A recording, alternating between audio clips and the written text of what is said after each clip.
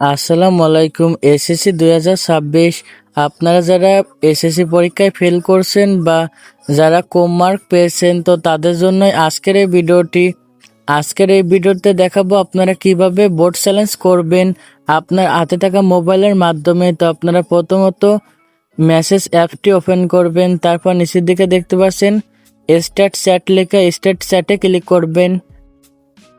তারপর এখানে সার্চের মতো আইকন রয়েছে, তো আপনারা এখানে সার্চ আইকনে লিখবেন 16, তারপর 3টা 2 দেবেন, 16 তারপর 3টা 2 দেবেন।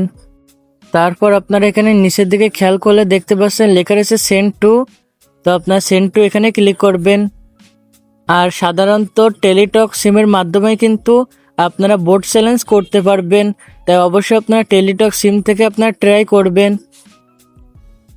তারপর এমন চলে আসবে, তো আপনাদের এখানে কিছু লিখতে হবে। এখানে আপনারা লিখবেন RAC, তো আপনারা লিখবেন এখানে RAC লিখবেন। তো এটা লেখার পর আপনি যে বোর্ড থেকে বোর্ড চ্যালেঞ্জ করতে চান সেই বোর্ডের প্রথম 3 অক্ষর আপনারা এখানে লিখে দিবেন। তারপর এখানে রোল নাম্বারটি দিবেন।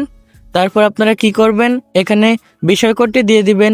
এখানে আপনারা RAC দিবেন। তারপর আপনি যে বোর্ডে রয়েছেন, যেমন Dhaka board, Rajshahi board, Jessore board, সেই বোর্ডের প্রথম 3 অক্ষর আপনারা দিবেন। তারপর আপনার রোল নাম্বারটি লিখে দিবেন। তারপর বিষয় কোডটি আপনারা এখানে লিখে দিবেন। তো এইগুলো দেওয়ার পর, তো আমি দেখতে পাচ্ছেন এইগুলো দিয়েছি। তো এইগুলো দেওয়ার পর কিন্তু আপনারা বোর্ড চ্যালেঞ্জ করতে পারবেন। উদাহরণ যেমন দেখতে পাচ্ছেন স্ক্রিনে দিয়েছি, সেম আপনারা এমন করে করতে পারবেন। তাছাড়া কিন্তু আপনারা কম্পিউটারের মাধ্যমে কিন্তু বোর্ড চ্যালেঞ্জ করতে পারবেন। তো আপনারা বাজারে যাবেন, বাজারে যাওয়ার পর অসংখ্য কম্পিউটারের দোকান পেয়ে যাবেন। তো আপনারা কম্পিউটারের মাধ্যমে কিন্তু বোর্ড চ্যালেঞ্জ করতে পারবেন।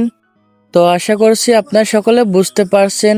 তো আজকের এই ভিডিওটি এ পর্যন্ত ছিল। চ্যানেলটি যারা সাবস্ক্রাইব করেন নাই অবশ্যই সাবস্ক্রাইব করে দিবেন। আর সকলের জন্য দোয়া ও ভালোবাসা রইল। আপনারা কে কে এসএসসি পরীক্ষা দিয়েছেন অবশ্যই কমেন্ট বক্সে জানাবেন।